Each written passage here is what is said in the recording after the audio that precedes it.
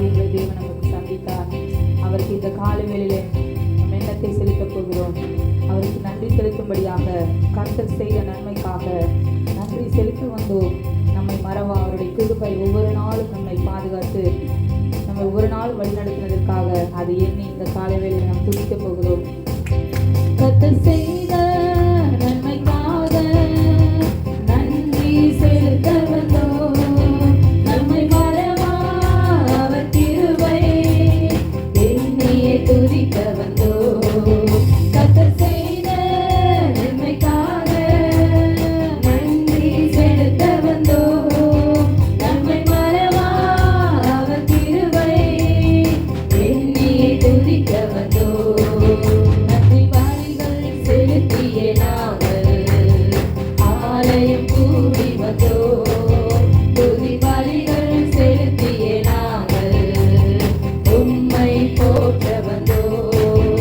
நன்றி பலிகள் செலுத்தியே நாங்கள் ஆலயம் கூடி வந்தோம். நன்றி பலிகள் செலுத்தியே நாங்கள் உம்மை போற்ற வந்தோம். உடன்படிக்கை எனக்கு தந்து உதனின் பிள்ளையாய் தெரிந்தெடுத்தீர். மனதின் விழும்பில் நின்ற என்னை ஜீவனின் பாதையில் திருப்பி விட்டீர். உடன்படிக்கை எனக்கு தந்து உதனின் பிள்ளையாய் தெரிந்தெடுத்தீர். மனதின் விழும்பில் நின்ற என்னை ஜீவனின் பாதையில் திருப்பி விட்டீர். நன்றியம் பாடிடுவோம். நல்லவரே நல்கிய எல்லா நன்மைகளை நினைத்தே. நல்லவரே நல்கிய எல்லா நன்மைகளை நினைத்தே. செங்கடலை நடுவாய் பிரித்த எங்கள் தேவனின் கரமே. செங்கடலை நடுவாய் பிரித்த எங்கள் தேவனின் கரமே.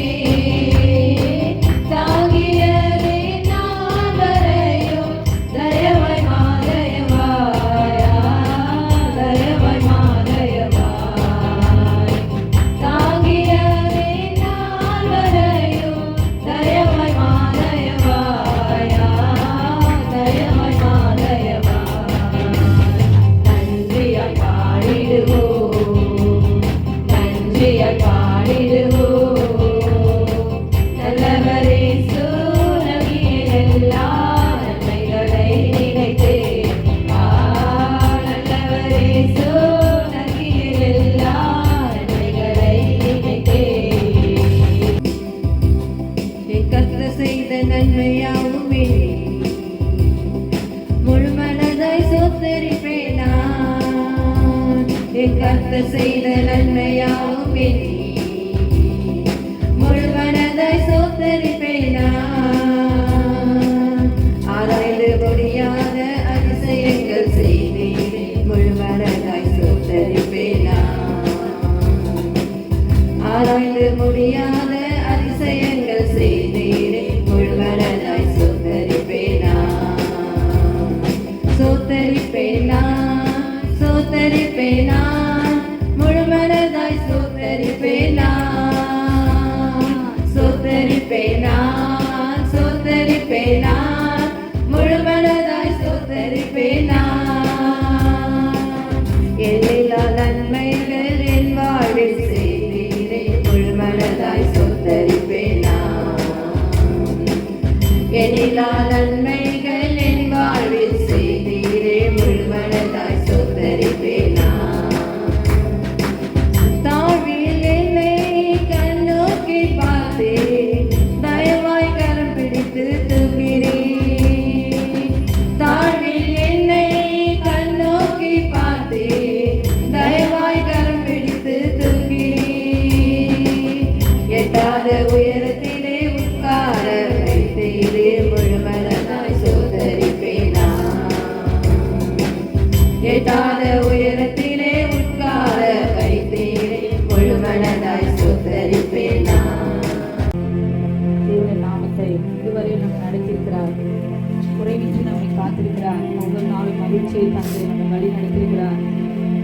சோதனைகளை கடந்து வந்தோம், அநேக பிரச்சனைகளை தாண்டி வந்தோம்.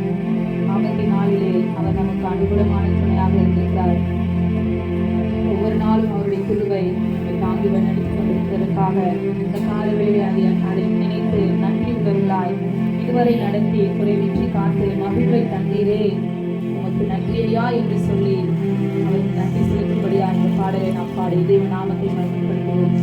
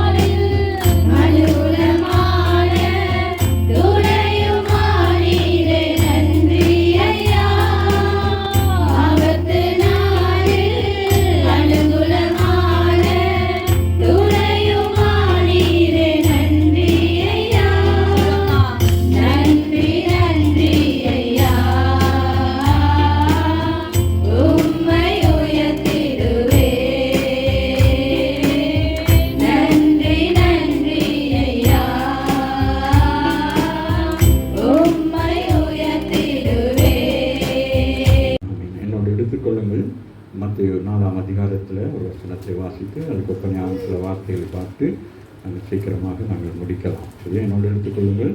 மத்தேயு 4ஆம் அதிகாரம் 15ஆம் வசனம்.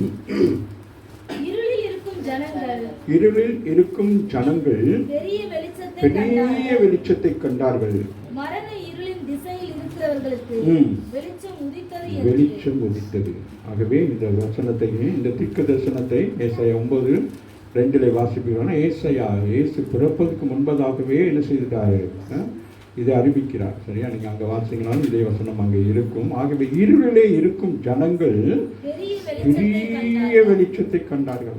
இஸ்ரவேல் ஜனங்களாகிய ஜனங்கள் என்ன செய்தார்கள், பாவ இருளிலே இருந்தார்கள்.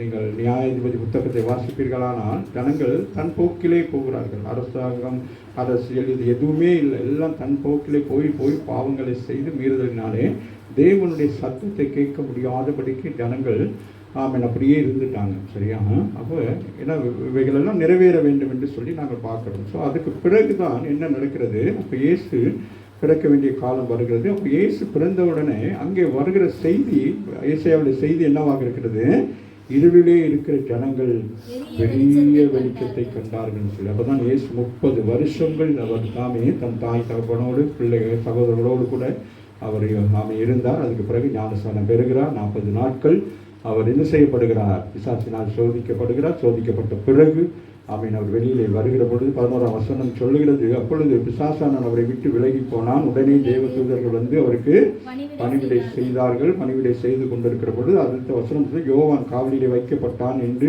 இயேசு கேள்விப்பட்டு கலிலியாவுக்கு போகிறார். சரியா, கேள்விப்பட்டு போகிறார். இப்போ யோவானுடைய காரியம் முடியுது. சரியா, இப்போ அவருடைய முடிகிறது. இவர் என்ன செய்கிறார், இவர் ஆரம்பிக்கிறார், இதை தொடங்குகிறார். சரியா, அப்போ நம்முடைய வாழ்க்கையில் கடந்த வருஷம், இந்த வருஷம் முடிகிறது, புதிய வருஷம் நமக்கு தொடங்குகிறது. அப்போ புதிய வருஷம் நமக்கு எப்படி இருக்க வேண்டும், இருளாக இருக்கக்கூடாது. அது எப்படி இருக்க வேண்டும், அது வெளிச்சமாக இருக்குங்க. ஆகவே அவர் பார்க்கிறோம், வந்து ஜனங்களுக்குள்ளே வந்து அந்த விசேஷத்தை அறிவிக்கும்படியாக வர்றாரு. நீங்கள் அதை பார்த்தீங்கன்னா 17 சொல்றது, அது முதல் இயேசு மனம் திரும்புங்கள், பரலோகராஜ்யம் சமமாக இருக்கிறது என்று பிரசங்கிக்க தொடங்கினார். ஆகவே இது முடிவல்ல, நமக்கு என்னது, வருஷங்கள் முடியலாம், நாட்கள் முடியலாம், காலங்கள் எல்லாம் முடியலாம். ஆனால் ஊழியம் என்னது, அது முடியாது. அது இத்தனை வருஷ காலமாக இந்த ஊழியம் என்ன செய்யப்பட்டு கொண்டிருக்கிறது. ஆதி அப்போஸ்தலர் நாட்களிலிருந்து ஆரம்பிக்கப்பட்ட இந்த ஊழியமானது என்ன செய்யப்பட்டுகிறது, அது தொடர்ந்து நடந்து கொண்டே இருக்கிறது. அப்போஸ்தலர்கள் காலம், அதுக்கு பிறகு காலம், அப்படியே ஒவ்வொரு காலங்களை குறித்து சொல்லப்படுது. அப்போ ஒவ்வொரு காலத்திலும் கர்த்தர் என்ன செய்கிறார்? ஆமென். ஒவ்வொருவரை எழுப்பி என்ன செய்கிறார்? அவருடைய தரிசனத்தின் ஊழியங்களை செய்து கொண்டே இருக்கிறார். அதை குறித்து தான் அந்த எஜமானை குறித்து வேதத்தை பார்ப்பீர்களானால் ஆமென், அந்த ஒவ்வொரு நேரத்துக்கும் என்ன செய்வார்? ஒவ்வொருவரை அழைத்து அவங்களுக்கு என்ன செய்வார்? ஒவ்வொரு தாளந்தை கொடுக்குற நேரம். அப்போ அவங்க கடைசியாக வந்தவன், அதுக்கு முதல் வந்தவனும் அவங்களுக்கு பிரச்சனை வந்தது. கடைசியாக வந்தவனுக்கு ஒரு தாளந்து கொடுத்தவொடனே ஆமாம், அதுக்கு முன்பதுக்கு வந்தவங்களாம் யோசிப்பாங்க, அவனுக்கே ஒரு தாளந்துனா நமக்கு என்னது, நமக்கு நிறைய கொடுப்பாங்க அப்படின்னு சொல்லி. அன்பான பிள்ளைகள், ஆமேன், ஆண்டவர் அப்படி அல்ல, எல்லாருக்கும் தான். ஆமேன். ஆதியில் யார்? அப்போஸ்தலனான பேதுருக்கு என்ன தாளந்தை கொடுத்தாரோ அதுதான் உங்களுக்கும் கொடுத்திருக்கிறார். அதில் எந்த மாற்றமுமே இல்லை. அவர் பட்சபாதம் இல்லாத தேவன். ஆமாவே இல்லையா? ஸோ அதனால இங்கே நாங்கள் இந்த காரியங்களை பார்ப்போம். இருளில் இருக்க ஜனங்கள் என்ன செய்தாங்களாம்? பெரிய வெளிச்சத்தை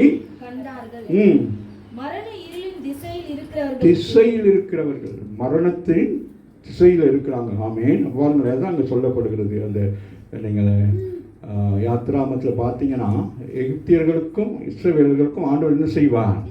வித்தியாசத்தை செய்வார். இவர்கள் இருளுக்குள்ளே இருப்பார்கள், அவர்கள் வெளிச்சத்தில் இருப்பார்கள். அதுபோல் இங்கே இந்த ஜனங்கள் இத்தனை வருஷ காலங்களாக, கிட்டத்தட்ட 100 வருஷங்களுக்கு மேலாக நினைக்கிறேன். ஆமேன். அந்த மல்கியா புத்தகத்துக்கும் மத்தேயுவுக்கு இடையில் இருக்கிற அந்த வெறுமையான இதுதான் அவருடைய அந்த இருண்ட காலம் என்று சொல்லி வேத வல்லுநர்கள் சொல்லுகிறார்கள். ஸோ அதனால அந்த இருண்ட காலத்தில் இருக்கிற ஜனங்களை குறித்து மரண இருளில் திசையில் இருக்கிறவர்கள், திசை மாறி போயிட்டாங்க. திசை எங்க இருக்கிறது? வெளிச்சத்தை பார்க்க வேண்டியவர்கள் எங்க இருக்கிறாங்க? இந்த உலகத்தில் உள்ளவங்களாம் இருளை பார்த்து கொண்டிருக்கிறார்கள். நீங்களோ ஆமீன் திசை மாறி என்ன செய்யப்பட்டிருக்கீர்கள்? வெளிச்சத்தை பார்த்து கொண்டு. அப்போ உங்க மேல் என்ன நடக்கிறது? வெளிச்சம் உங்களுக்கு இருக்குது. ஆமா இல்லையா? இந்த வெளிச்சம் என்ன செய்ய வேண்டும்? உங்களோடு கூட இருக்கக்கூடாது. இந்த வெளிச்சம் என்ன செய்ய வேண்டும்? இருளில் இருக்கிற ஜனங்களும் பிரகாசிப்பதற்கு நீங்க என்ன செய்ய வேண்டும்? உங்க ஒளியை அவர்கள் பக்கம் என்ன செய்ய வேண்டும்? திருப்ப வேண்டும். ஆமாவில் அதான் 2026. ஆமே, 2025 வரைக்கும் நீங்கள் என்ன செஞ்சீங்க? ஒளியை பெற்றுக்கொண்டீங்க. சரியா? உங்கள் மேல் அந்த எப்படி சூரியனுடைய ஒளி சந்திரன் மேல் பட்டு சந்திரன் அந்த வெளிச்சத்தை கொடுக்கிறது, அதுபோல் நீங்கள் என்ன செய்றீங்க? ஆண்டவரிடத்திலிருந்து பெற்றுக்கொண்ட வார்த்தை மூலம் நீங்கள் இப்போ பலப்பட்டு இருக்கிறீங்க. இனி நீங்கள் என்ன செய்ய வேண்டும்? இந்த ஒளியை என்ன செய்ய வேண்டும்? மற்றவர்களுக்கு என்ன செய்யணும்? அப்போ அதுதான் அங்கே சொல்லப்படுகிறது. பவுலெல்லாம் ஊழியம் செய்கிற காலத்திலே ஜனங்கள் சொல்கிறாங்க, ஆமை, உலகத்தை கலக்குகிறவர்கள் எங்கேயும் வந்து விட்டார்களா என்று சொல்லி. அதுபோல நீங்கள் என்ன செய்ய வேண்டும்? ஆமை, உலகத்தை கலக்க வேண்டும். ஆகவே அதுக்குரிய ஒப்பனையான வசனம் சங்கீதம் 119, 105 வாசிப்பீர்களானால், உங்களுடைய வசனம் சொல்லுகிறார். அப்ப சங்கீதக்காரன் சொல்லுகிறார், உங்களுடைய வசனம் என்னவாக இருக்கிறதாம்? நிலை தடுமாறி போகிற என் கால்களுக்கு அது எப்படி இருக்கிறது? தீபமாக இருக்கிறது. ஆமே. அப்ப நம்ம கால் வைக்கிறது மிக முக்கியமானது. வாலிப பிள்ளைகள் எல்லாரும் கேட்டுக்கொள்ளுங்கள். நாங்கள் ஆமே எப்படி கால் வைக்க வேண்டும்? எப்படி கால் வைக்க வேண்டும்? கால் வைக்கணும் என்னது? சரியானதை தெரிவு செய்ய வேண்டும் உங்களுடைய வாழ்க்கையிலே. அதுதான் அதுதான் நடை. ஆமாவே இல்லையா? இப்போ சிறு பிள்ளைகள் நடக்க பழகிற பொழுது தக்கம் பக்கம் நடக்குங்கள். ஆனால் அதுக்கு பிறகு என்ன செய்வாங்க? திடமனதாய் நின்று அதுக்கு பிறகு என்ன செய்வாங்க? ஏன்னா நம்ம இப்போ நான் முதல் சொன்னது போல உலகம் எப்படி இருக்கிறது? சுற்றி கொண்டு இருக்கிறது. ஆனால் நீங்களும் நானும் என்ன செய்கிறோம்? நின்று கொண்டிருக்கோம். எந்த பலத்தில் நின்று கொண்டிருக்கிறோம்? கால் பலத்தில் நின்று கொண்டிருக்கோம். நம்முடைய கால் பலனாக இருக்கிறது. நம்முடைய கால் என்ன செய்கிறது? பூமியோடு இணைந்து இருக்கிறபடினாலே, என்ன நம்ம மண்ணினால் உருவாக்கப்பட்டபடினாலே, நம்ம என்ன செய்யப்படுகிறோம்? அந்த பூமியில் இணைந்து இருக்கிறபடினாலே நம்ம என்ன செய்யப்படுகிறோம்? அப்படியே என்ன செய்கிறோம்? நின்று கொண்டிருக்கிறோம். ஆகவே தான் உங்களுடைய வசனம் என் கால்களுக்கு என்னவாக இருக்கிறது? தீபமாக இருக்கிறது, வெளிச்சமாக இருக்கிறது. அவன் ஒரு எதிர்காலத்தை குறித்த காரியங்களை செயல்படுகிறதாக இருக்கு. அப்போ நம்முடைய ஓட்டம் எப்படி இருக்க வேண்டும்? ஏன்னா நம்ம கால்கள் தான் ஓட போகிறோம். அம்மாவில் அப்போ கால்கள் ஓடுறதுதான் எப்படி இருக்கணும்? இருளை நோக்கி அல்ல. இந்த ஜனங்களை சொல்லப்படுகிறது எப்படி இருக்கிறாங்க?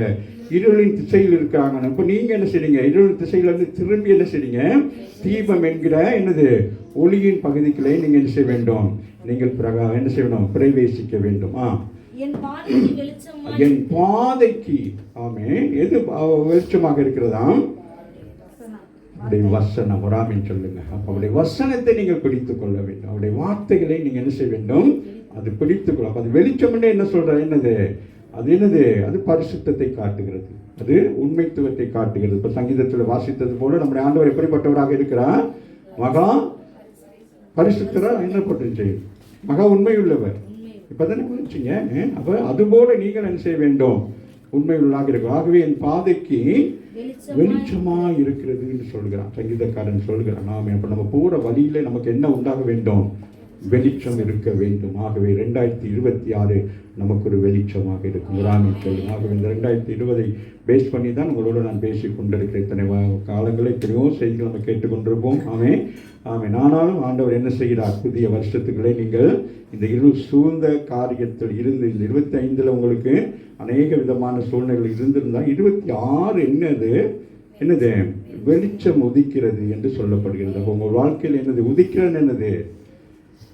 சூரியன் ஒவ்வொரு முறையும் உதித்தாலும் என்னது? அது புதுமையாக தானே இருக்கிறது. அதுபோல உங்கள் வாழ்க்கையில் என்னது? ஒவ்வொரு முறையும் ஒன்று என்ன செய்யும்? உதித்து கொண்டே இருக்கும். அப்போ புதிய வருஷத்துக்கு உங்களுக்கு என்னது? ஒரு பெரிய ஒரு வெளிச்சத்தை கர்த்தர் என்ன செய்கிற உங்கள் வாழ்க்கையில கொடுக்கிறவராக. சங்கீதம் 119 130 வாசிங்க. உம்முடைய வசனத்தின் பிரசித்தம் வெளிச்சம் தருது. அவருடைய வசனம் என்ன செய்யுது? விழிப்பை கொடுக்கிறது. இந்த வேத வசனம் மட்டும்தான் ஒரு மனுஷன் என்ன செய்யும்? ஞானவானாய் மாற்றும். உலகத்திலே நீங்கள் எல்லாவற்றையும் படிக்கலாமா? அறிவுபூர்வமாக படிக்கலாம். நாலேஜுக்காக நீங்க என்ன செய்யலாம்? எல்லா புத்தகங்கள் எல்லாம் வாசிக்கலாம். ஆனால் உங்கள் ஞானம் எங்க இருக்கிறது? இந்த வேதத்துக்குள் இருக்கிறது. ஆகவே இந்த வேதத்துக்குள்ளே தான் ஞானம் இருக்கிறது. அந்த ஞானத்தை அறிகிற அறிவு உங்களுக்கு கடவுள் கொடுத்திருக்கிறார். அந்த அறிவை நீங்க என்ன செய்ய வேண்டும்? புத்தியாய் பயன்படுத்த வேண்டும். ஆமாவே இல்லையா? அதுதான் மிக முக்கியம். அப்ப முதலாவது என்னது? விஸ்டம். சாலமோன் என்ன சொல்லுகிறார்? ஞானம். எப்படி ஞானம் வரும்? கர்த்தருக்கு அவன் பயப்படுகிற பொழுது என்னது? அப்ப ஞானம் வருகிறது. அப்படின்னா ஞானம் என்னது? ஞானம் நமக்குள்ளே இருக்கிறது. ஆனாலும் என்னது? நம்ம அந்த ஞானத்தை என்ன செய்யணும்? சொல்லுவாங்களே, அதை செயல்படுத்தணும். அப்ப சொல்லுவாங்கல்ல, ஞானம் இல்லாமல் செஞ்சுட்டீங்க, புத்தி இல்லாமல் செஞ்சுட்டீங்க, அறிவு இல்லாமல் செஞ்சுட்டீங்கன்னு சொல்றாங்க. ஆமாவா இல்லையா? அப்ப நமக்கு ஞானம் மிக முக்கியமாக இருக்கிறது. அது ஏன் என்றால் தேவனுடைய சத்தத்தை கேட்பதற்கு நமக்கு ஞானம் தேவையாக இருக்கிறது. ஆமாவா இல்லையா? அறிவு நம்முடைய கண்களை திறக்கிறதாக இருக்கிறது. புத்தி என்ன செய்கிறது? இவைகள் ரெண்டும் சேர்ந்து புத்தி என்ன செய்யுது? சரியான நேரத்தில் சரியான காரியங்களை பேச வேண்டும்.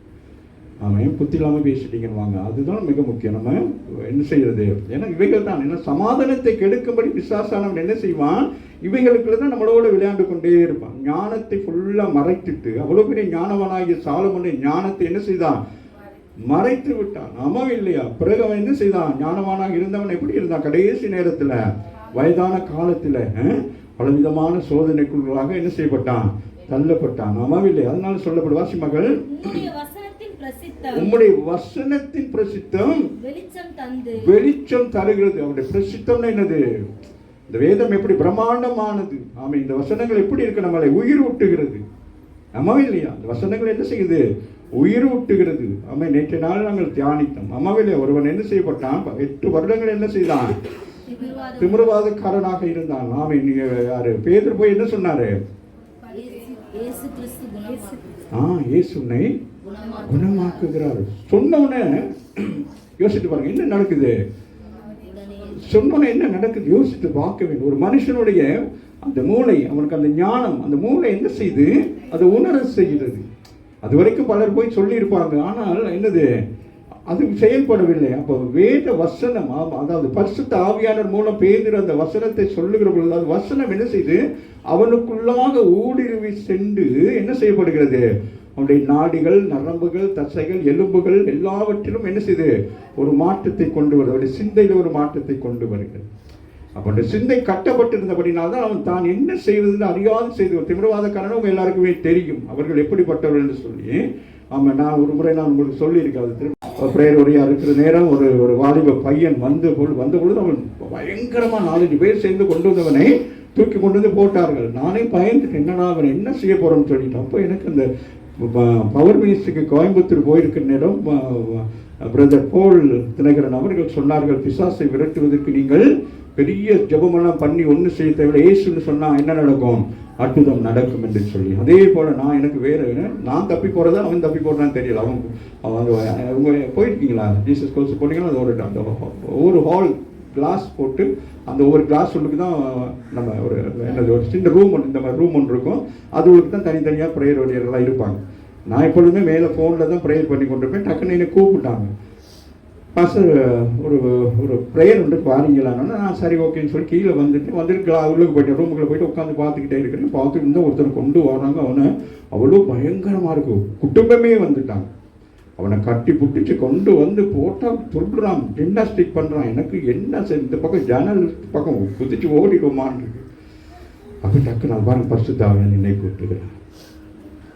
எத்தனையோ வருஷங்களுக்கு முன்பு அந்த பவர் மினிஸ்ட்ரிக்கு போனதில் அந்த போகிறதுனாக்க எத்தனையோ காரியங்களை பேசினா அந்த நேரம் கர்த்தர் அதை நினைப்பு விட்டுக்கிறான்.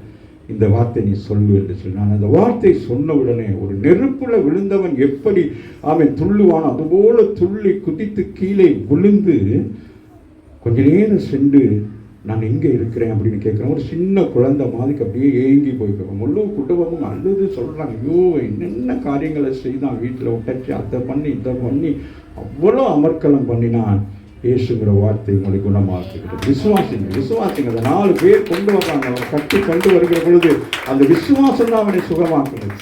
இயேசு அதை தான் பார்த்தார். வீடு உடைஞ்சு போச்சு, பேதுடைய வீட்டில் ஒரே சண்டை. வீட்டை உடைச்சி கூட்டம் நடத்துறாரு, வீட்டை உடைச்சி இறங்குறாங்க. வந்துக்கலாம் எவ்வளோ செலவு போகணும் உள்ளுக்கு பேசிக்கிட்டு இருப்பாங்க. சிஸ்டர்மா பேசிக்கிட்டு இருப்பானே இல்லையா? அவங்க வீட்டு யார் பேத்து வீட்டில் தானே தங்கியிருந்தார் இயேசு. அவர் வாங்கன்னு சொல்லிட்டு எல்லாம் வந்துட்டாங்க. வந்து இடம் பயங்கரமாக இடம் இதாகிட்டு இவங்க பார்த்தாங்க, இன்னைக்கு இயேசுவை என்னது, இன்னைக்கு இவன் இயேசுவை சந்திக்காவிட்டால் இவனுடைய நிலை என்ன ஆயிரும்? ஆமாம், அப்போ காலங்கள் இருக்கிறது, விடுதலை ஆகிற காலங்கள். அதுக்காக தான் நான் விடுதலை ஊழியத்துக்கு வாங்கணும். அதுக்கு நீங்கள் வேலைக்கு போகிறது, அங்கே போகிறது, இங்கே போகிறது எல்லாம் பண்ணிட்டு வரலன்னு சொல்லி எனக்கு சாக்கு போக்கு சொன்னால் உங்களுக்கு நடக்காதுன்னு அந்த நாளிலே தேவனை தேடி வர வேண்டும். அந்த 4 பேர் சேர்ந்து அவனை கொண்டு வருகிறார்கள். கொண்டு வந்து என்ன செய்யறாங்க? அவனை கொண்டு வந்து என்ன செய்யறாங்க? பார்க்குறாங்க, ஒன்றும் செய்ய முடியல. வெள்ள கூரையை என்ன செய்யறாங்க? கூரையை பிரிக்கிறாங்க. விரிச்சு என்ன செய்யறாங்க? வயசு இப்படி பார்க்குறாரு. அவர் கூரைகள் கீழே இப்படி இறங்குறாங்க, பார்க்குறாரு. உங்களுக்கு விசுவாசம் இவனை என்ன செய்து எழுப்பி போ அப்படின்னு சொல்ற. வராமின்னு சொல்லுங்க. கரங்களை தட்டி தேவன் என்று வெளிச்சம். அதான் வெளிச்சம். வெளிச்சத்தை கண்டுட்டான் அவன். இயேசுவை கண்டோன்னு அவனுக்கு என்ன ஆயிற்று? இருளிலே இருந்தான், மரண கட்டுக்குள் இருந்தான். ஆனாலும் ஆண்டவர் என்ன செய்தான்? அவன் பாதையை மாற்றினான், அவனுடைய வழிகளை மாற்றினான். ஆமாவே இல்லையா? அப்ப அந்த 4 பேர் சேர்ந்து அவனுடைய வழிகளை என்ன செய்தார்கள்? வாசிமகள் பிரசித்தம். அப்ப பாருங்க அந்த பிரசித்தம். ஆமே, அப்ப நீங்க என்ன செய்ய வேண்டும்? இயேசு உங்களுக்கு சாட்சிகள் அப்படிப்பட்ட சாட்சியாக தான் இருக்கணும். நான் சுகமானேன்னா சும்மா இல்ல, அது அது அது அதெல்லாம் இருக்கக்கூடாது. நான் இன்றைக்கு இப்படி நிற்பது, நிர்மலமாக இருப்பதும் என்னது? இயேசுடைய கிருபைன்னு சொல்லணும், அவருடைய கிருபைன்னு சொல்லணும், இயேசுன்னு சொல்லணும். கிருபையை விட்டுறணும். நான் இப்படி இருப்பதுக்கு காரணம் இயேசு அப்படின்னு சொல்லணும். ஆமாவே இல்லையா? ஆமா, சுத்த கிருபை, சுத்தம் இல்லாத கிருபை, துவைச்சு போட்ட கிருபைலாம் சொல்லக்கூடாது. என்ன சொல்லணும்? நான் நிற்பது இயேசு. ஆமாவே இல்லையா? நான் இந்த இடத்துல நிற்பதுக்கு காரணம் இயேசு. நான் மறித்திருந்தா எனக்கு எத்தனையோ வருஷம் முன்பாக நான் மறித்திருக்க கூடும். ஆனாலும் நானும் இப்படி தான் திமிழ்வாதக்காரனை போல தானே உலகத்தில் உலக காரியங்களுக்குள்ளாக இருந்து சினிமா உலகம் இப்படி பல காரியத்தில் இருந்து என் குடும்பமே என் மேலே பயங்கரம். என் சகோதரி எல்லாம் ஜெபம் பண்ணிக்கொண்டே இருப்பாங்க. ஜெபம் பண்ண தான் என்ன ஆயிட்டேன்?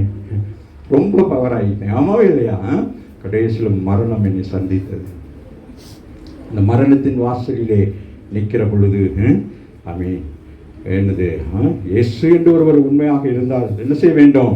என்னை விடுவிக்க வேண்டும் என்று சொல்லி ஒரு விசுவாசத்தினால இயேசுவே என்று கூப்பிட்ட பொழுது அங்கு ஒரு பெரிய பிரகாசமான ஒரு ஒளி வந்தது. மரண கட்டிலிருந்து தூக்கி வைத்தது. ஆகவே இருளில் இருக்கிற ஜனங்கள் என்ன செய்தாங்களாம்? பெரிய மரண இருள். விசுவாசானவன் அவங்களை பாவத்தில் உட்படுத்தப்பட்ட எல்லாருமே என்னது, இன்றைக்கு ஆவிக்குரிய சபைக்கு வர நீங்க பாவத்துக்கு உட்படுத்தப்பட்ட என்ன நடக்கும்? உங்களுக்கு மரணம் தான் நடக்கும். ஆமாவே இல்லையா? அதனால இந்த மரணத்திலிருந்து விடுவிக்க வேண்டும் என்று சொல்லி தான் கர்த்தர் என்ன செய்தார்? அவரை என்ன செய்தார்? அந்த பூமிக்கு கொண்டு வந்தார். வாசிகமாக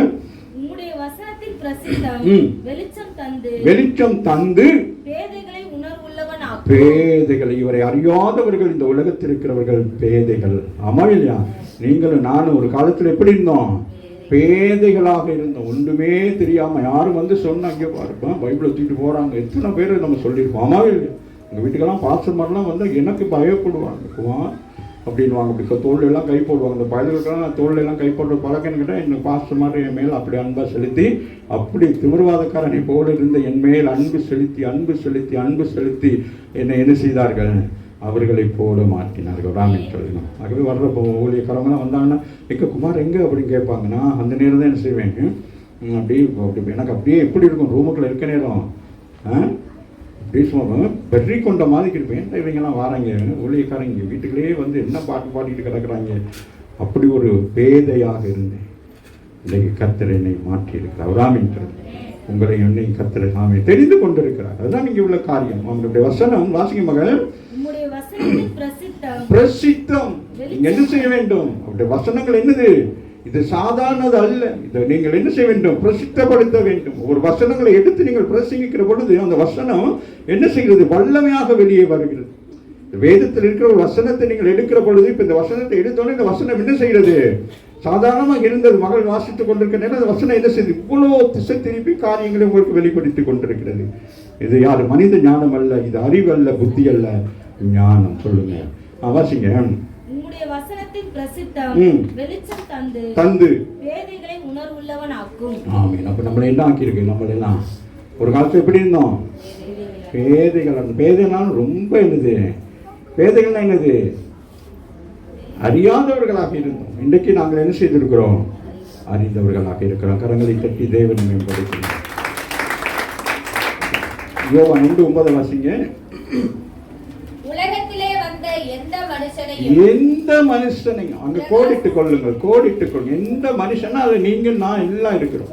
மனுஷன் எல்லாம் இருக்கிறீங்க. எந்த மனுஷனையும் பிரகாசிக்கிற ஒளி. ஆமை மற்ற ஒளியை போல அல்ல, தீபம் அல்ல. இது என்னது? ஒருவரை பிரகாசிக்க செய்கிறதாக இருக்கிறது. இயேசு என்கிற ஒளி, அந்த சத்தம் என்ன செய்கிறது? அது வெளிச்சமாகவும் இருக்கிறது, சத்தமாகவும் இருக்கிறது. ஆமா இல்லையா? அப்ப அந்த வசனம் என்ன வாசிங்களா? எந்த மனுஷனையும் பிரகாசிப்பிக்கிற ஒளியே அந்த மெய்யான ஒளி. ஆமென். இந்த நாங்கள் பேசிக்கொண்டிருக்கிறோமே, இது என்னவா? எந்த மனுஷனையானாலும் யாராக இருந்தாலும் அவனை என்ன செய்யுமா? டார்க்னஸ்ல இருந்து நம்மளை என்ன கொண்டு வரும்? பிரகாசிக்கிறது என்னது? வெளிச்சங்கிறது ஒரு பக்கம், ஆமாவே இல்லையா? ஆனா பிரகாசிக்கிற என்னது? பிரகாசிக்கிறது உங்க முகம். இந்த வசனத்தை கேட்கிற பொழுது ஆமென், உங்களுக்குள்ளே இருக்கிற பலவீனங்கள், போராட்டங்கள் மாறுகிற பொழுது உங்களுக்குள்ள ஒரு பெரிய ஒரு சேஞ்சஸ் சொல்லுவார். ஆமாவே இல்லையா? அப்ப அந்த சேஞ்சஸ் தான் என்ன செய்யும்? உங்க முகத்தை என்ன செய்யும்? அப்ப நமக்கு கவலைகள், வேதனைகள், சஞ்சலங்கள், வியாதிகள் இருக்கிற நேரத்தில் நம்ம முகமெல்லாம் எப்படி இருக்கும்? அப்படி இருள் அடைந்து போயிட்டு, கவலையினால் இருள் அடைந்து போயிருப்போம். முகமெல்லாம் ஒரு மாதிரி இருக்கும். சில நேரங்களில் பிசாசின் கட்டுகள் இருக்கிற ஜனங்களை விடுவிக்கிற நேரம், விடுதலை பண்ணோன்னு நான் பார்க்குற நேரம் அந்த முகத்தை தான் நான் பார்ப்பேன். முகத்தில் என்ன இருக்கும்? ஒரு பிரகாசம் இருக்கும். அந்த இருள் போய் அந்த முகம் எப்படி இருக்கும்? ஒரு அவலட்சணமான இருந்த முகம் எப்படி இருக்கும்? அழகான ரூபமாக மாறும். நம்மவே இல்லையா? அப்பதான் நமக்கு தெரியும் இவர்கள் பூரண விடுதலை பெற்றிருக்கிறார்கள் என்று சொல்லி. அதுபோல வசனம் சொல்லுகிறது, எந்த மனுஷனையும் பிரகாசிக்க செய்கிறதாக இருக்கிறது. எந்த எப்படிப்பட்ட மனுஷனாக இருந்தாலும் இந்த ஒளியிடத்திலே வருகிற பொழுது அவனுக்கு பிரகாசம் உண்டாகும். அவனுடைய வாழ்க்கையில் என்ன உண்டாகும்?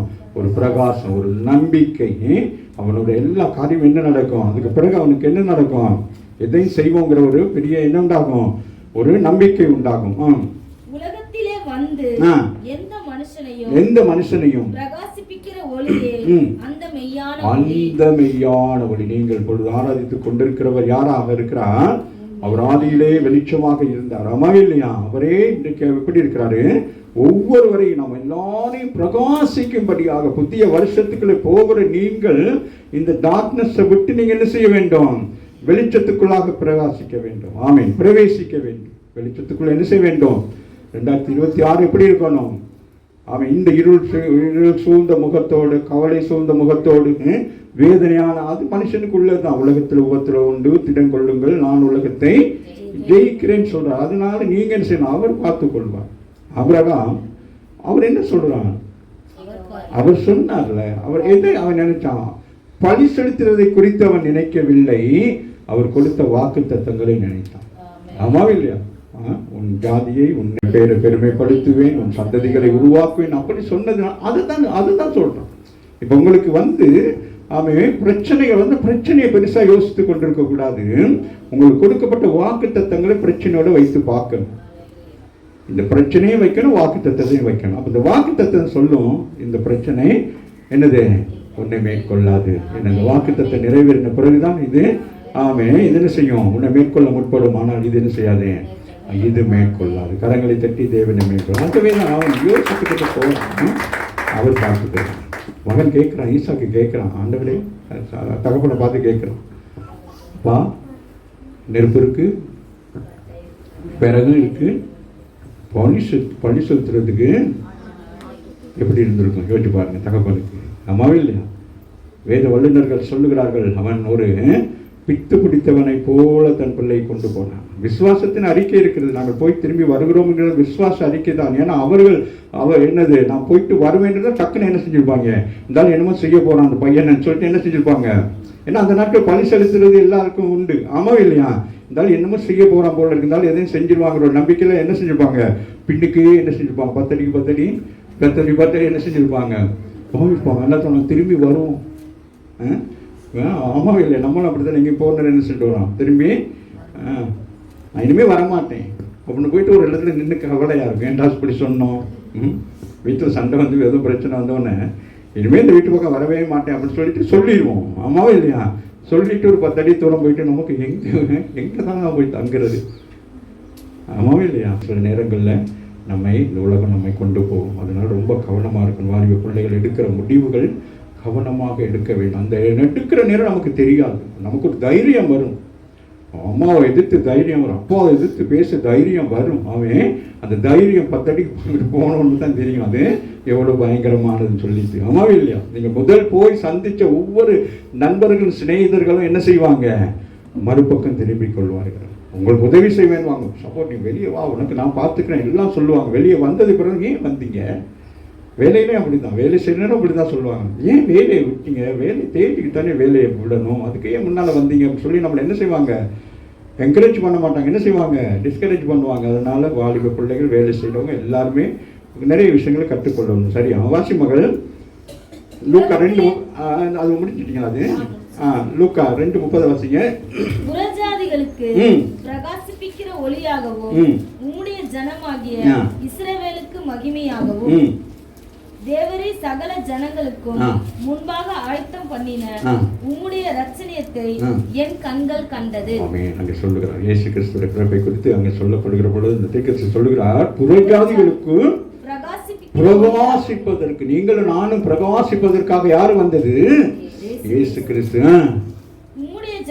உம்முடைய ஜனமாகிய இஸ்ரவேலுக்கு மகிமையாகவும், அவர்களுக்கு என்னது, அவர்களுடைய சந்ததியில வந்தபடினால் அவங்களுக்கு என்னது, மகிமையாகவும், நமக்கு என்னவாக இருக்கிறது, பிரகாசம், நமக்கு ஒளியாக, இருளில் இருக்கிற ஜனங்களாகிய நமக்கு அவர் என்ன செய்கிறார், ஒளியாக வந்திருக்கிறார். ஆமாம் இல்லையா? தேவரே சகல ஜனங்களுக்கு முன்பாக ஆயத்தம் பண்ணின உம்முடைய ரட்சணியத்தை என் கண்கள் கண்டது. இயேசு கிறிஸ்து பிறக்கிற நேரம் அந்த தீர்க்கதரிசியாகிய அந்த மனிதன் சொல்லுகிறார், வாசிடா, உம்முடைய ரட்சணியத்தை என் கண்கள் கண்டது. முதல் வசனம் வாசி. தேவரே சகல ஜனங்களுக்கும், சகல ஜனங்கள் தீர்க்கதரிசி சொல்லுகிறான், அங்க நிக்கிறாங்க. தேவரே சகல ஜனங்களுக்கும், சகல ஜனங்களுக்கு, உலகத்தில் இருக்கிற எல்லா ஜனங்களுக்கும் முன்பாக ஆயத்தம் பண்ணின உம்முடைய ரட்சணியத்தை என் கண்கள் கண்டது. அதுக்கு முதல் பகுதியிலிருந்து வாசி, புறஜாதியின் வாசிங்களே. என்னது வாசி? புறஜாதிகளுக்கு பிரகாசிக்கிற, புறஜாதிகளுக்கு, கிறிஸ்தவர் அல்லாத, அதாவது இஸ்ரவேலர்கள் அல்லாதவர்களையும் என்னது, பிரகாசி. எப்படி நாங்கள் பிரகாசிக்கிறோம்? இஸ்ரவேலர்கள் ஜனங்களை விட நீங்கள் நான் எப்படி பிரகாசிக்கிறோம் சொல்லுங்க பாப்போம். இஸ்ரவேல் ஜனங்களே, அவர்களுக்கு மகிமை, அந்த வழியில வந்தபடினாலும் அவங்களுக்கு மகிமை. சரியா? யூத வழியில இயேசு பிறந்தபடினால் மகிமை. ஆனால் புறஜாதிகளுக்கு என்னவா, பிரகாசம். அப்படின்னா என்னது, புறஜாதியை நீங்களும் நானும் யூதர்கள் அல்ல, இஸ்ரவேல்கள் அல்ல, கிறிஸ்தவர்கள். அப்ப நமக்கு என்ன உண்டாகிறது, வெளிச்சம். ஆமீன் சொல்லுங்க. இருள் இருக்கிற ஜனங்கள் வெளிச்சம்னா இயேசு வெளிச்சமா இருக்க, நீங்களும் நானும் யூதர்களாகவோ இஸ்ரவேலாக அல்லாதபடி இயேசுவை ஏற்றுக்கொண்டபடினாலே நமக்கு பிரகாசத்தை ஆண்டவர் கொடுத்திருக்கிறார். ஆமாவில்லை? அப்ப நம்முடைய முகம் எப்படி இருக்கிறது, இயேசுடைய அச்சு அடையாளமாக இருக்கு. அவர் யூதராக இருக்கலாம், யூத பரம்பரையில் பிறந்திருக்கலாம், யூத வழிபாடுகளில் அவர் இருக்கலாம். ஆனால் நாம் புறஜாதிகளாக இருக்கிற நாம் கிறிஸ்துவை பின்பற்றுகிறவர்களாக இருக்கிறோம். கரங்களை தட்டி தேவனமே. ஆகவே தான் நமக்குள்ள ஒரு பிரகாசத்தை கொடுத்து நமக்குள்ள என்ன இருக்கு? இஸ்ரவேல் ஜனங்களுக்குள்ள இல்லாத அவங்களுக்கு அந்த மகிமை தான் இருக்கிறது.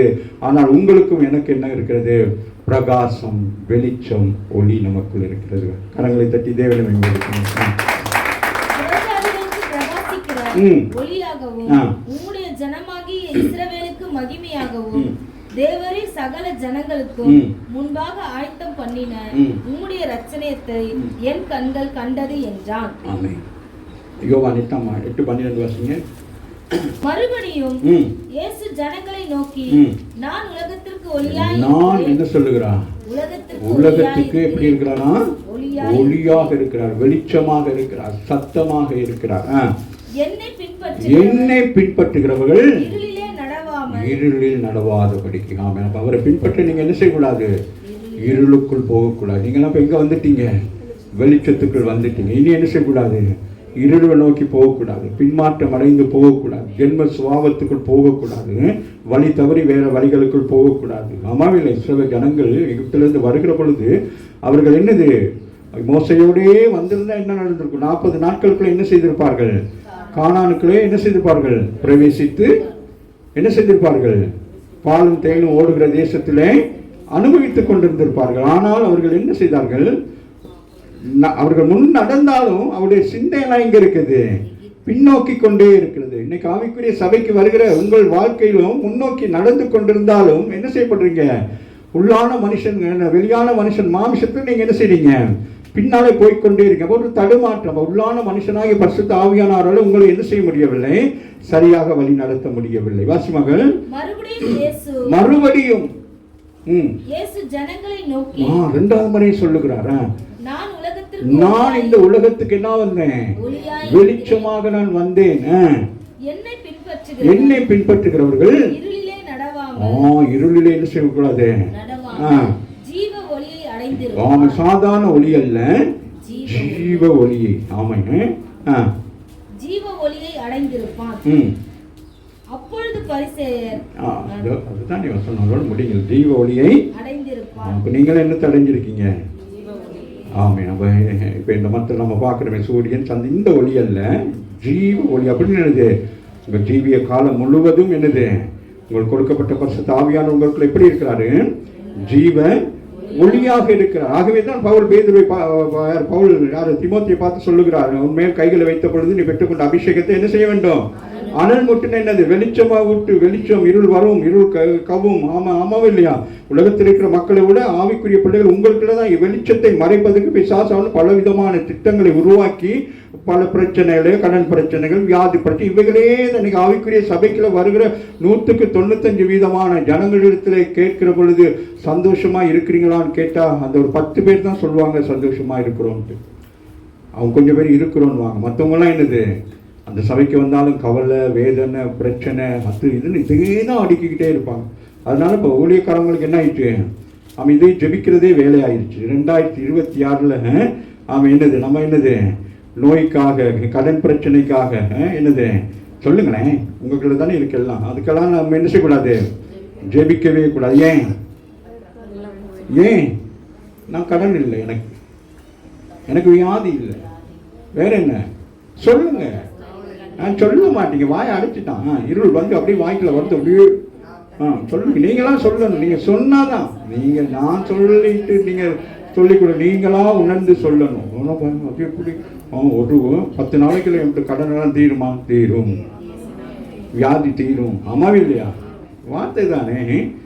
யாரோ ஒருத்தர் என்ன செய்வாங்க, கொஞ்சம் கஷ்டமா கடனில் இருக்க, டக்குன்னு பேங்க்ல ஒரு இது ஒன்று வரும், உங்கள் பேங்க் கடன் எல்லாம் நீங்கள் கொடுக்க தேவையில்லை. அதெல்லாம் என்ன ஆயிட்டு நடக்குமா? நடக்காதா? நடக்கும். அதனால இன்னைக்கு போய் கடனெல்லாம் வாங்குங்க. புரியுதா? அப்ப நமக்கு ஒரு திட நம்பிக்கை வர வேண்டும். புதிய வருஷம்ங்கிற நேரம், புதிய வருஷம் அது வந்து தான் போகும். 365 நாள் அது வந்துட்டு தான் போய்கிட்டு இருக்கோம். நம்ம புதுசா மாறி இருக்கிறோமா இல்லை அதுக்குள்ளே இருக்கிறோமா அப்படின்னு சொல்லிட்டேன். அந்த இதை நாங்கள் சபைக்கு என்ன செய்ய வேண்டும்? என்ன செய்ய வேண்டும்? இந்த வருஷம் முடிவுக்குள்ள அதை உடைக்கணும். எதை? இந்த கடன்கிறது குறித்து அப்புறம் பாஸ்டர் நான் போகிறேன், எனக்காக ஜெபிச்சுக்கிறேங்க. நீ போ, உனக்கு நான் இங்கேருந்து என்ன செய்யணும், ஜெபிச்சுக்கிட்டு உட்காந்துருக்கணும் மலை மேலே உட்காந்து. ஆமாம் இல்லையா? உங்களுக்கு அந்த விசுவாசம் வரணும். ஜெபம் அல்ல, என்னோட என் கர்த்தர் வருகிறார், அவருடைய சமூகம் எனக்கு முன்பதாக போகிறது, நான் அவருக்கு பின்னாலே போகிறேன். அதனால பேதுரு யாரு, தாவீது என்ன சொல்லுகிறார், எப்பொழுதுமே என்ன செய்கிறேன், அவர் என் வலது பாரசத்து. அப்படின்னா என்னது, எல்லா ஆலோசனைக்கும் அவர் தான், அவரே கேட்டு கேட்டு செய்யணும். நம்மளோட சொந்த புத்தியில செய்யறதுனால தான் எல்லாம் கெட்டு சீரழியுது.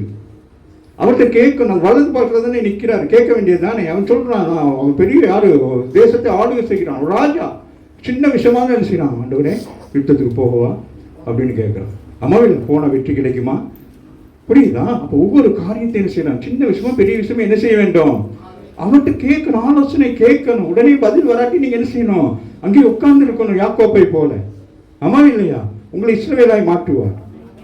நீங்க யாக்கோபு தான், ஆனால் ஆண்டவர் என்ன செய்வார், இஸ்ரவேலாய் மாற்றுவார். அப்ப நமக்கு அந்த பொறுமையெல்லாம் வேணும். அதெல்லாம் விட்டுட்டு கொஞ்ச நேரம் ஜெபம் பண்ணணும், நமக்கு ஜெபம் பண்ண முடியும், டக்குன்னு விட்டுக்குங்க, பிரதர் ஜெபிச்சுக்கோங்க, பாஸ்டர் ஜெபிச்சுக்கோங்க. வேற வேலை இல்லை. உனக்கு என்ன வேலை இருக்கு, நீ பிரச்சனை இருக்கிற, நீ தான் என்ன செய்ய எழுப்பி வரணும். அம்மாவே இல்லையா? அதுவும் பேதுரு என்ன சொல்றாரு, எழுந்து உன் படிக்க தூக்கிட்டு, ஆமா நான் உன் படிக்க தூக்கிட்டு வர மாட்டேன். அம்மாவே இல்லையா? பேதுரு என்ன சொன்னா, நீங்க போக முடியாத, நான் பின்னுக்கு படிக்க தூக்கிட்டு வரேன். எனக்கு அப்படிதான் இருக்கு. கவனம், உன் வேலையை நீ செய், அதை சரியா செய். கர்த்தர் புதிய வருஷத்திலே உங்களை பிரகாசிக்க செய்கிறவராக இருக்க. வாசிங்க. ஜனங்களை நோக்கி நான் உலகத்திற்கு ஒளியாய் சொல்லுகிறான், நான் உலகத்துக்கு ஒளியாக இருக்கிறேன். அப்ப நீங்க எல்லாம் அந்த ஒளியோடு இருக்கிற நேரம் எப்படி இருப்பீங்க, உங்களை இருள் என்ன செய்யாது, சூழ்ந்து கொள்ளாது. நீதிமொழிக்கு ஒரு அழகான ஒரு வசனம் இருக்கு, அந்த ஒளி அந்த இருள் கால்களுக்கு கீழ் இருக்கும் சொல்லி ஒரு வசனம் இருக்கு. எடுக்கிறவங்க வாசிங்க, இப்ப இதை வாசிங்க,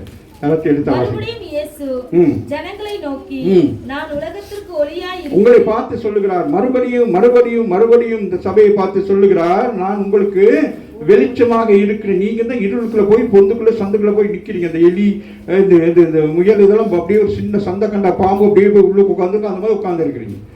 ஆமா, இன்றைக்கு ஆண்டவர் சொல்லுகிறார், நான் வெளிச்சமா இருக்கிறேன், உனக்கு உன் வாழ்க்கைக்கு வெளிச்சமாக இருக்கிறேன், உன் குடும்பத்துக்கு வெளிச்சமாக இருக்கிறேன். ஆமா இல்லையா? விசுவாசிங்க, உங்க பிள்ளைகளுக்கு நான் வெளிச்சமாக இருக்கிறேன். நீங்க லைட் பிடிச்சிட்டு இருக்க தேவையில்லை, உங்க பிள்ளைகளுக்கு அவர் வெளிச்சமா இருக்கு. அந்த பிள்ளைகள் அந்த வெளிச்சத்திலே நடப்பார்கள். வேதம் சொல்லுகிறது. ஆமா இல்லையா? உன் பிள்ளைகள் சங்கீதத்தில் இருக்கு இல்லையா, வெளிச்சத்தில் நடப்பார்கள் சொல்லிட்டு. என்னை பின்பற்றுகிறவன், அவரை பின்பற்றுகிறவன் இருளிலே நடவாமல் ஜீவ ஒளியை அடைந்திருப்பான். 12:46 வாசிங்க, 12:46 வாசிங்க, படிக்கிறேன்.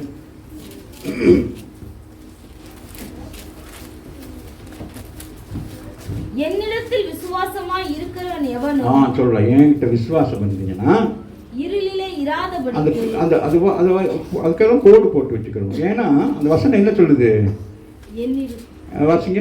என்னிடத்தில் விசுவாசமாய் இருக்கிற எவனோ, அந்த இடத்துல கோடு போட்டு வச்சுக்கிறீங்க. அந்த எவன் தான் நீங்களும் நான். வேதத்தில் நமக்கு கொடுக்குற ஒரே ஒரு கிரேஸ் என்னன்னு கேட்டால் எவனோ, அந்த இடத்துல உங்கள் பேரை போட்டு வச்சுக்கலாம். வேற பேரை போட்டு வைக்கக்கூடாது. உங்களுக்கு கோபமானவங்க பேரை போட்டு வைக்கக்கூடாது, உங்கள் பேரை போட்டு வைக்கணும். வாசிங்க. என்னிடத்தில் விசுவாசமாய் இருக்கிற எவனோ இருளிலே இராதபடிக்கு நான் உலகத்தில் ஒளியாக வந்தேன். பாருங்க, எல்லாரையும் ஆண்டவர் என்ன செய்யற, எல்லாரையும் கேட்சப் பண்றார். ஒருத்தர் சரி என்ன செய்யக்கூடாது, பிசாசின் கட்டுக்களை இருக்கக்கூடாது. அதுதான் அங்கே பிசாசு இருளை வைத்திருக்கிறான். இயேசு என்ன செய்கிறார், அது அந்த இருளுக்குள்ளது ஜனங்கள் என்ன செய்கிறாரு, நீங்க யாரு, நீங்க இந்த ஜாதியா, நீங்க இந்த ஊரா, அப்படி நீங்க போங்க, அப்படியா என்ன சொல்றாரு, எவனோ அவரிடத்துல வருகிறான். யாரு, சகைவு ஓடி வருகிறான். என்ன சொல்லுகிறாரு ஆண்டவன், உன் வீட்டுக்கு ரட்சிப்பு உண்டான நீயோ அப்புறம் சந்ததி. ஆமா இல்லை, அது போலதான் நீங்க என்னது. அப்ப பாருங்க, அந்த எவனோங்கிற இடத்துலதான் நம்மளாம் என்ன செய்யறோம், அப்படியே கூப்பிட்டு தயாரிச்சு உட்கார்ந்து இருக்கிறோம். என்னிடத்தில் விசுவாசமாய் இருக்கிற எவனோ இருளில் இராதபடிக்கு நான் உலகத்தில் ஒளியாக வந்தேன். அப்ப சொல்றாரு, எவனெல்லாம் இருட்டுல இருக்கிறானோ அவனுக்கு நான் இருக்கிறேன், பிரகாசிக்கிற ஒளியாக இருக்கிறேன். ஆமா இல்லையா? யோபு 29:3 வாசிங்களேன். அப்பொழுது அவர், தீபம் என் தலையின் மேல் பிரகாசித்தது, அவர் அருளின வெளிச்சத்தினாலே இருளை கடந்து போனேன். சொல்கிறார். யோபு பயங்கரமான பிரச்சனைகள் தானே போய்கிட்டு இருக்கிறாரு, ஆமாம் இல்லையா?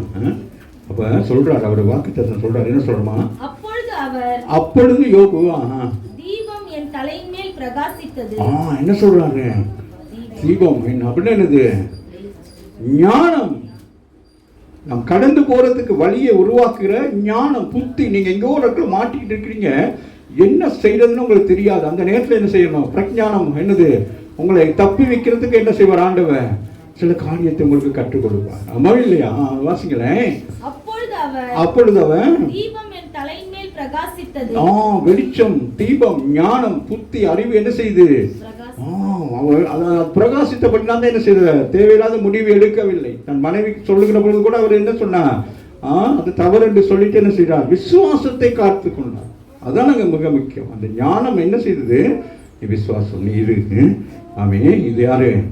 பிசாசு என்ன செஞ்சக்கூடாது? 3 காரியங்களை பிசாசு சொல்லி வச்சிருக்கிறான். அதுல அவன் என்ன செய்யக்கூடாது? அவன் உன்னை மேற்கொள்ளாதபடிக்கு நீ என்ன செய்ய வேண்டும்?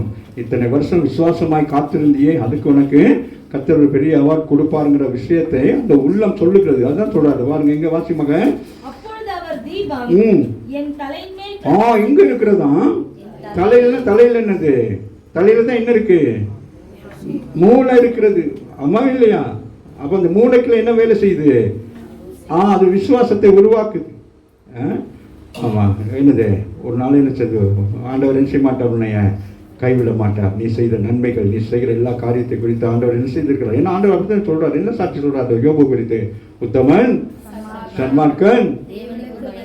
அவன் சொல்றான். யோபு அங்கே இருந்தான். எங்க இருந்தான் யோபு? அவன் வேற இடத்துல இருக்கிறான். ஏசு இப்ப தேவன் யார் இடத்துல பேசிக் கொண்டிருக்கிறாரு? அவர்கள் வேறு இடத்துல சீசர்களோடு அங்கே பேசி கொண்டிருக்கிறாங்க, சில பேரோடு. அந்த நேரத்தில் சம்பவம் நடக்கிறதுன்னு ஆண்டவர் கேட்கிறாரு. அப்போ அதை இவனுக்கு அறிய தருகிறார். அதான் நான் சொன்னேன். அந்த ஒரே என்ன செய்யணும்? ஆமே, கணவன் மனைவினா 2 பேருக்கு என்ன இருக்கணும்? ஒரே சிந்தை இருக்கணும், ஒரே எண்ணங்கள் இருக்கணும். காலையில் சொன்ன சாட்சி போல பல விஷயத்துல பல விதமாக இருந்தால் சில விஷயங்களை நமக்கு என்ன இருக்கணும்? ஒருமனப்பாடு இருக்க வேண்டும். அதுதான் மிக முக்கியம். அப்போ இவனுக்கும் தேவனுக்கும் ஒரு பெரிய ஒருமனப்பாடு இருக்கிறது. ஆகவே நீங்களும் நானும் என்ன செய்யணும்? முதல் தேவனோடு நமக்கு என்ன இருக்க வேண்டும்? நல்ல ஐக்கியம் இருந்தால் குடும்பத்துக்குள்ளே, கணவனுக்குள்ளே, மனைவிக்குள்ளே, பிள்ளைகளுக்குள்ளே, உறவுகளுக்குள்ளே நம்ம எப்படி இருப்போம்? சமாதானமாக இருப்போம். இப்போ அவன் சமாதானத்தை இழந்து போயிருக்கிறான். சிநேகிதர்கள் பலவித காரியங்களை பேசி கொண்டிருக்கிற பொழுது சொல்லுகிறான். வாசிங்க. அப்பொழுது அவர் தீபம் என் தலையின் மேல் பிரகாசித்தது. அவர் அருளின வெளிச்சம், வார்த்தை. அவர் சொல்லுகிறார், தைரியமாக இரு, நான் என்ன செய்வேன்? உன் நிலையை நான் மாற்றுவேன், உனக்கு இரட்டிப்பான ஆசீர்வாதத்தை கொடுப்பேன் என்கிற வார்த்தைகள் அவன் உள்ளத்துக்குள்ள என்னது? ஊடுருவி வருகிறது. அப்போ அவன் நம்பிக்கை மேல் நம்பிக்கையாக இருக்கிறான். அப்போ நீங்கள் ஜெபிக்கிறீங்க, அப்போ அந்த ஜெபம் பண்ணுகிற பொழுது அந்த வசனத்தின் படியாக என்ன நடக்கிறது? வசனத்தை வாசிக்க மகளே.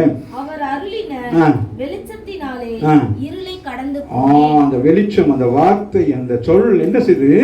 அந்த பிரச்சனையை கடந்து போனான். ராமன் சொல்லுங்க, இந்த வருஷத்துல நீங்கள் என்ன செய்ய போறீங்க? கடந்து 2026 போயிடும். ஆமா இல்லையா? அதை விட்டுட்டு வாரீங்களா?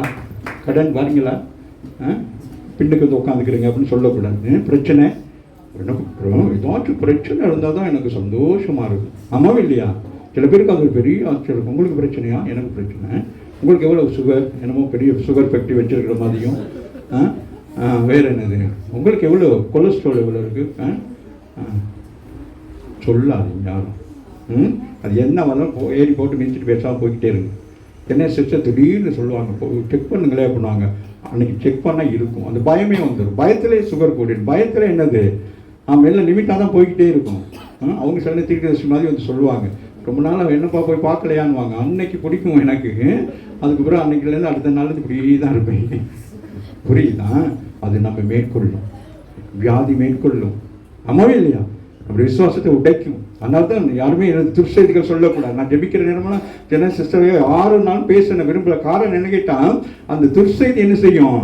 ஒரு நல்ல செய்தியை கொண்டு வர முடியாதபடிக்கு என்ன செய்யும், நம்மளோட போராடி கொண்டு இருக்கும். இப்போ நம்ம ஜெபிக்க உட்கார்ந்ததுக்கு பிறகு யாராச்சும் ஃபோன் பண்ணால் கூட எனக்கு கஷ்டமாக இருக்கும். ப்ரேயராக இருந்தால் ஜெபம் பண்ணி மற்றபடி பேசுனா எனக்கு அது ஏன்னா நம்ம என்ன செய்ய போகிறோம், ஒரு வேலைக்கு செஞ்சு கொண்டு இருக்கிற நேரத்தில் இவைகள் என்ன செய்யும், இது அப்படியே என்ன செய்யும், கதவு பட்டான்னு அடிக்கிற மாதிரி இந்த விஷயங்கள் வந்து கொண்டே இருக்கும். அதனால் அந்த நேரத்தில் எப்படிதான் போயிட்டு அங்கே உட்காரணும்னு சொல்லி நான் பயந்து யோசிச்சு கொண்டே இருப்பேன். அந்த நேரத்தில் யாருமே என்ன செய்யக்கூடாது, டிஸ்டர்ப் பண்ணக்கூடாதுன்னு சொல்லிட்டு. அம்மாவே இல்லையா? ஏன்னால் இந்த மாதிரியான வார்த்தைகளை உங்களை கொடுத்து உங்களை பலப்படுத்த வேண்டும். அம்மாவே இல்லையா? அப்போ மாமிசத்தின் காரியங்கள் என் உள்ளத்தில் இருந்தால் ஆவிக்குரிய விஷயங்கள் எனக்கு வராது. அப்போ ஆவிக்குரிய விஷயம் வராட்டி நீங்கள் இங்கே வந்து உட்கார்ந்துருக்கிறதுல என்ன இல்லை, பிரயோசனம் இல்லை. மாமிசத்தை நான் பேசிட்டு போகலாம், அது உங்களை என்ன செய்யாது, அது உங்களை சுகம் கொடுக்காது, உங்களுக்கு வெளிச்சத்தை கொண்டு வராது. ஆகவே யோபு சொல்லுகிறான் 29:3 வாசிமாக, இருளை நான் கடந்து போனேன். இருளை நீங்க என்ன செய்றீங்க சொல்லுங்க, கையை பக்கத்துல கையை பிடிச்சி சொல்லுங்க, இருளை கடந்து. ஆமாம், எக்ஸாம் ஒரு இருள் தான். அம்மாவே இல்லையா? வாழ்க்கைக்கு ஒரு என்னது, ஒரு இதுதான். அம்மாவே இல்லையா? இருள் என்னது, தடுமாற்றம். லைட் இருக்கு, அவங்க எல்லாருக்கும் தெரியுமா, நமக்கு கண்ணு தெரியாதுன்ட்டு.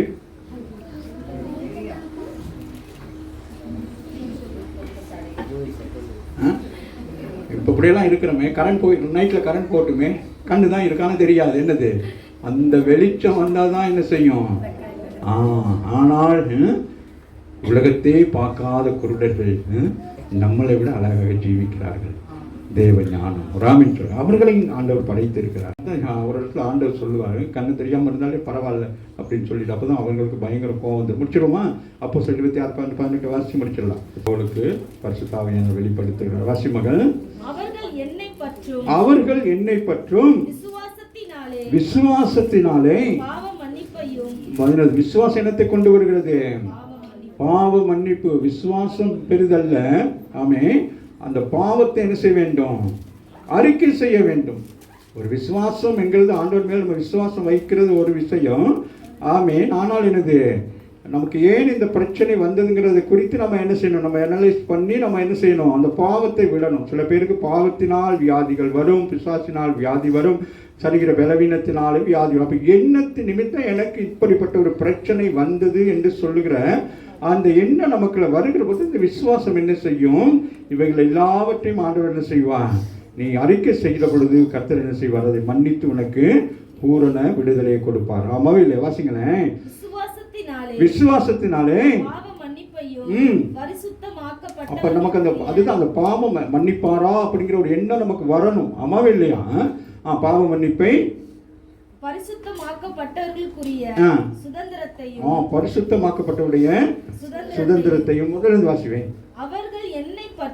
அவர்கள் கிறிஸ்துவை பின்பற்றும் விசுவாசத்தினாலே பாவ மன்னிப்பையும் அதுதான் பேதுரு பிரசங்கிக்கிற பொழுது அவர்கள் கேட்கிறார்கள், நாங்கள் எப்படி இயேசுவை ஏற்றுக்கொள்ளணும் என்று சொல்லி அவருடைய இருதயம் குத்தப்பட்டவர்களாக தங்களுடைய பாவங்கள் எல்லாம் செய்யப்படுகிறது. கிறிஸ்துவை அறிவிக்கிற பொழுது பாவங்கள்னால என்ன செய்யப்படுவாங்க. ஆமாம், அந்த பாவம் என்ன செய்யும், அது உள்ளுக்கு இருந்து செயல்பட்டு கொண்டிருக்கும். அது என்ன செய்ய முடியும், கிறிஸ்துவ அறிவிக்கிறது பாவம் என்ன செய்யும், வெளியில போக முற்படும். அதுதான் மிக முக்கியம். அந்த நேரத்தில் தான் நம்ம என்ன செய்யணும், பாவத்தை அறிக்கை செய்து அதை விட்டுறணும். நமக்கு இருக்கிற கெட்ட பழக்கங்கள் இதெல்லாம் என்ன செய்யணும், சுபாவ கிரியெல்லாம் என்ன செய்யணும், அது விட்டு பிறகுதான் நமக்கு பரிசுத்தம் உண்டாகும். ஆமாவே இல்லையா? இல்லைன்னா பரிசுத்தமான வாழ்க்கை இருக்கலாம், ஆவின் அபிஷேகத்தை பெற்றிருக்கலாம், வரங்கள் வல்லமைகள் பெற்றிருக்கலாம், ஆனாலும் இது என்ன செய்து கொண்டிருக்கும். அதான் பவுல் சொல்லுகிறாங்க, எனக்கு ஒரு முள்ளு குத்தப்பட்டு கொண்டிருக்கிறது என்று சொல்லி. ஆமாவே இல்லையா? அவன் அப்பதான் இயேசு சொல்றாரு, அதே நீ யோசிக்கா, உனக்கு போக வேண்டிய தூரம் என்னது, பெரிய ஒரு தூரம், என் கிருபை உனக்கு போதும், நீ என்ன செய்யணும். அதான் நான் செய்யக்கூடாததை நான் என்ன செய்கிறேன், நான் செய்து கொண்டு இருக்கிறேன்னு சொல்றாரு. ஆமாவே இல்லையா? அது போல நம்முடைய வாழ்க்கையில் இது செய்யவே கூடாது அப்படின்னு நினைச்சிட்டு இருக்கோம்.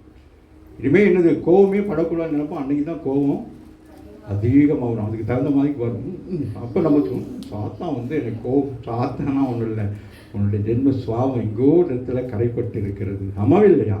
ஆமென். அதே ஆண்டவர் என்ன செய்வாரு, அதை பார்த்துக்கோ. அது வாசிங்களே அழகா சொல்றாரு, அவர்கள் என்னை பற்றும் விசுவாசத்தினாலே பாவ மன்னிப்பையும் பரிசுத்தமாக்கப்பட்டவர்களுக்குரிய சுதந்திரத்தையும். அப்ப பாருங்க, பரிசுத்தமாக்கப்பட்ட பிறகு நீங்க யாரு, யாருக்கு சுதந்திரவாளி,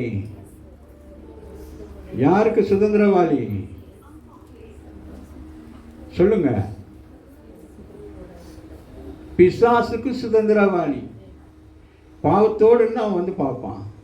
நீங்கள் என்ன ஜெபம் பண்ணாலும் அப்படின்னுவான். ஆனால் இப்போ நீங்கள் என்ன, பாவத்தை அறிக்கை செஞ்சிட்டீங்க.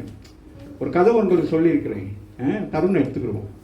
தருண் தெரியாமல் சிகரெட் அடிச்சுட்டான். அப்போ அங்கே பக்கத்து வீட்டில் யாரோ ஒருத்தர் கண்டுட்டாரு. இப்போ கண்டோன்னு சொல்கிறாரு, அம்மாட்ட சொல்கிறேன் அப்படின்ட்டு. அங்கள் சொல்லாதீங்க அங்கள், எங்கள் அம்மா ஏறி போட்டு மிதிச்சிடுவாங்க, அவங்க இருக்கிறவங்க இதுக்கு மிதிச்சு கொண்டுருவாங்க, எப்போ கொள்ளலாம் தான் பார்த்துக்கிட்டு இருக்கிறாங்க அப்படின்ட்டு சொல்கிறான். இப்போ இது வாடிக்கை ஆயிடுச்சு. இப்போ அவர் என்ன செய்கிறாரு, எப்போ பார்த்தாலும் போயிட்டு சாராயம் வாங்கிட்டு வரேன் அப்படி நானும் சொல்லுவேன். புரியுதா? இப்போ இப்படி செய்யலாம். அப்புறம் ஒரு நாளைக்கு ஏதோ சொல்கிறாரு, போயிட்டு சிக்கன் வாங்கிட்டு வா, போய் வீட்டில் கறி வாங்கிட்டு வா, பிரியாணி வாங்கிட்டு வா அப்படின்னு சொன்னோன்னே இப்போ அடிமையாகவே இருக்கிறான். இவன் பார்க்குறான், இனி நம்ம என்ன செய்யக்கூடாது, அடிமையாக இருக்கக்கூடாது. என்ன செய்யணும், பாவத்தை வந்து என்ன செய்யணும், அம்மா கிட்ட அறிக்கை செஞ்சிடணும். அதுக்கு பிறகு அங்கிள் பார்க்குறாரு, ஏ தம்பி போயிட்டு இன்னைக்கு சிக்கன் வாங்கிட்டு வா. சுதந்திரம் வேண்டி சொல்லுங்க, கரங்களை தட்டி தேவனமைப்படுது. இதுதான் பிசாசு உங்களை தந்திரமாக வைத்து உங்களை என்ன செய்து கொண்டிருக்கிறான், விளையாடி கொண்டிருக்கிறான். ஆமாவே இல்லையா? அதுதான் அந்த வசனம் பாருங்க, எவ்வளவு அழகாக எழுதப்பட்டு. வாசிடா. அவர்கள் என்னை பற்றும் விசுவாசத்தினாலே பாவ மன்னிப்பையும் பரிசுத்தமாக்கப்பட்டவர்களுக்குரிய சுதந்திரத்தையும். சுதந்திரம் ஒரு ஆமீன் சொல்லுங்க. நீங்க யாரு? சுதந்திரவாளிகள். உங்களுக்குள்ள என்ன இருக்கக்கூடாது, பிசாசுடைய அச்சு அடையாளங்கள் இருக்கக்கூடாது. கோபம் வரக்கூடாது, எரிச்சல் வரக்கூடாது, போராமை வரக்கூடாது. ஆமே, முறுமுறுப்பு இருக்கக்கூடாது. ஆமே, சகோதரர்களுக்குள்ளே என்ன இருக்கணும், அன்பு பாராட்ட வேண்டும். ஆமாவே இல்லையா? ஒருவருக்கு ஒரு மேன்மை பாராட்டக்கூடாது. நான் தான் சொல்லவே கூடாது. அதெல்லாம் அவன் கொண்டு வந்து நம்மளுக்கு குடும்பங்களை என்னது சீரழிக்கிறதுக்கு, சமாதானத்தை கெடுக்கிறதுக்கு ஏதாச்சும் செய்வோம். வீட்டில் நல்லா தான் பேசிக்கிட்டே இருக்க நேரமே என்ன செய்வான், ஒரு வைனை விட்டுருவான். விட்டோன்னு டக்குன்னு 2 பேரும் நல்லா பேசிக்கிற வீட்டுக்கு தட்டப்பட்டான்னு என்ன வந்துடும், ஏதாச்சும் ஒன்று வந்துடும். ஆமாவே இல்லையா? அதுக்கு நீங்கள் என்ன கூடாது, கூழ் என்ன செய்யணும், எல்லாம் கூறாங்க. என்ன சொல்லுவாங்க, வசனம் சொல்லுது, சண்டை பிறப்பிக்கிறதுக்கு முன்னாடி என்ன செஞ்சணும், அந்த இடத்த விட்டு ஓடி போயிடணும். ஆமாவே இல்லையா? வாசிங்க. அதனால தான் நிறைய இப்போ புருஷன் மாதிரி லேட் ஆகி வராது வீட்டுக்கு. சொல்லுங்க, வாசிங்க. சுதந்திரத்தையும் பெற்றுக்கொள்ளும்படியாக, சுதந்திரத்தை பெற்றுக்கொள்ளும்படியாக அவர்கள் இருளை விட்டு ஒளியினிடத்தில் சாத்தானுடைய அதிகாரத்தை விட்டு. பாருங்க என்னது, சாத்தான் என்ன செய்யலாம், அப்போ நம்ம என்னது, ரட்சிக்கப்பட்டு ஞானஸ்தானம் பெறாட்டி என்னது, அவன் அதிகாரத்துக்குள்ள தான் இருக்கும். நம்ம என்ன செஞ்சாலும் என்னது, அவங்ககிட்ட வேலைக்காரன். அங்கே போ, இங்கே போ, இங்கே வா, அங்கே வான்னு சொல்லிக்கிட்டே இருப்போம். நம்ம என்ன செய்ய முடியாது, அங்கே வே இங்கே வேணுமா, ஒன்றுமே நமக்கு பண்ண முடியாது. ஆமா இல்லையா? அதனால தான் சொல்ல வாசிங்க. அவர்கள் இருளை விட்டு ஒளியினிடத்திற்கும் சாத்தானுடைய அதிகாரத்தை விட்டு. பாருங்க, அவன் என்னது, அவனுக்கு அந்த அதிகாரம் இருக்கு. வந்துட்டீங்க, வசனம் கேட்குறீங்க நல்ல. அவன் எப்பயாச்சும் உங்களை என்ன செய்ய வேண்டும், தன்னுடைய அதிகாரத்துக்குள் கொண்டு வர முற்படுவான். அதனால தான் நீங்கள் எந்த விஷயத்திலும் பின்மாற்றம் அடையாதபடிக்கு நீங்கள் என்ன செய்ய வேண்டும். அதான் சொல்கிறேன், நிற்கிறேன் என்று சொல்கிறவர்கள் விழாதபடிக்கு இருக்க நான் பார்த்துக்கிட்டே இருப்போம். என்னாச்சும் ஒரு சின்ன விஷயமா இருந்தால் என்ன செய்வான், ஆமாம் அப்படியே கொண்டு போய் என்ன செஞ்சிடுவான். இப்போ நான் சொன்னேன், நான் யோசிப்பேன், உலகத்தில் போயிட்டு அவன் வீட்டை போய் நிற்கிற நேரம் வந்து யார் யோசுவா சொல்லுவார் அல்லவா, நானும் என் வீட்டாருமோ கர்த்தரையே செபிப்போம் என்று சொல்லுகிறான். அப்படின்னா என்ன அர்த்தம், என்னது, கர்த்தரை தவிர நாங்கள் என்ன செய்யக்கூடாது, கர்த்தரை ஆராதிக்கிற ஜனங்களை விட மற்ற விடத்தில் நம்ம போய் என்ன செய்யக்கூடாது, எதையும் வாங்கக்கூடாது, எதையும் பழகக்கூடாது. ஆமா இல்லையா? அப்போ நீங்கள் போயிட்டு ஏதோ வாங்குறீங்க புறஜாதி மக்கள்கிட்டனா, நீங்கள் என்ன செய்றீங்க, மறைமுகமாக அவருடைய தெய்வத்தை நீங்கள் என்ன செய்றீங்க, ஆராதிக்கிறீங்க. புரியுதா? அவன் தெய்வம் தானே அவனுக்கு அதை கொடுத்துருக்கு. அப்போ அவன்கிட்ட போய் நீங்கள் நின்னீங்கன்னா என்ன செய்றீங்க, ரகசியமாய் அவனுடைய தெய்வத்தை நீங்கள் என்ன செய்றீங்க, ஆராதிக்கிறீங்க, செவிக்கிறீங்கன்னா கீழ்ப்படிதல். பாருங்க போட்டிருக்கு இல்லையா, பிசாசுக்கு என்ன செய்றீங்க, பிசாசுமாக அதிகாரம். அவன் என்ன செய்யறான், இந்த வழியிலாவது உங்களுக்கு அவன் அதிகாரத்தை கொண்டு வந்து உங்களை கீழே தாழ்த்தி தன்னுடைய வழியில கொண்டு வர அவன் முற்படுவான். அதுக்காக தான் உங்களுக்கு கடன் பிரச்சனையை கொண்டு வர்றது, வியாதிகளை கொண்டு வருகிறது. அதனால கர்த்தருடைய பிள்ளைகள், ஆமே, நீங்கள் பாவத்தை அறிக்கை செய்து பரிசுத்தத்தை காத்துக்கொள்ள வேண்டும். வாசிடா. சாத்தானுடைய அதிகாரத்தை விட்டு தேவனிடத்திற்கு திரும்பும்படிக்கு நீ அவர்களுடைய கண்களை திறக்கும் பொருட்டு. ஆமே, இந்த உலகத்தின் பிரபஞ்சத்தின் தேவனாகிய பிசாசானவன் எல்லாருடைய கண்களை என்ன செய்து வைத்திருக்கிறான், குருடாக்கி வைத்திருக்கான். அதனால பவுல் சொல்லுகிறார், நீ என்ன செய்யணும், அவருடைய கண்களை திறக்கும்படிக்கு. அதுதான் அந்த ஜனங்கள், இருளில் இருக்கிற ஜனங்களுடைய கண்கள் என்ன செய்யப்படணும், திறக்கப்பட வேண்டும். திறக்கப்பட்டதான் என்ன உண்டாகும்? ஒளியை காண முடியும், கிறிஸ்துவை காண முடியும். ஆகவே தான் பவுலை அன்றைக்கு கர்த்தர் தெரிந்து கொண்டார். இந்த காலவேளையில் கர்த்தர் நம்மோடு கூட பேசியிருக்கார். எழுவி நின்று ஜெபம் பண்ணுவோம்.